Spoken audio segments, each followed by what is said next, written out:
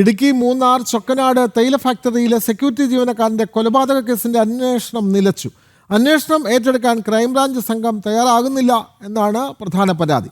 കഴിഞ്ഞ August 23-നാണ് security ജീവനക്കാരന്റെ കൊലപാതകം നടന്നത്. കഴിഞ്ഞ ആഗസ്റ്റ് 23-നാണ് ചൊക്കനാട് തേയില ഫാക്ടറിയിലെ സെക്യൂരിറ്റി ജീവനക്കാരനായ കന്നിമല ഫാക്ടറി ഡിവിഷൻ സ്വദേശി രാജപാണ്ഡ്യയെ ക്വാർട്ടേഴ്സിൽ വെട്ടേറ്റ് മരിച്ച നിലയിൽ കണ്ടെത്തിയത്. ഇയാളുടെ തലയിലും കഴുത്തിലുമായി 9 തവണ വെട്ടേറ്റിരുന്നു. കൊലപാതകം നടന്ന് 6 മാസം പിന്നിടുമ്പോഴും പ്രതിയെ ഇതുവരെ കണ്ടെത്താൻ കഴിഞ്ഞിട്ടില്ല. സംഭവം അന്വേഷിക്കുന്നതിനായി മൂന്നാർ ഡിവൈഎസ്പിയുടെ നേതൃത്വത്തിൽ വിദഗ്ധരുൾപ്പെടുന്ന സംഘത്തെ നിയോഗിച്ചെങ്കിലും കേസിൽ തുമ്പൊന്നും കണ്ടെത്താനായില്ല. 150-ലധികം ആളുകളുടെ ഫോൺ കോളുകൾ പരിശോധിക്കുകയും മറ്റ് ശാസ്ത്രീയ അന്വേഷണങ്ങൾ നടത്തുകയും ചെയ്തു. കൊലപാതക സ്ഥലത്തെ രക്തക്കരയുടെ പരിശോധനയും ഒട്ടേറെ പേരുടെ നുണപരിശോധനയും നടത്തി. പോലീസ് പരാജയപ്പെട്ടതോടെയാണ് കേസ് ക്രൈംബ്രാഞ്ചിന് കൈമാറാൻ കഴിഞ്ഞ നവംബറിൽ ഉത്തരവായത്.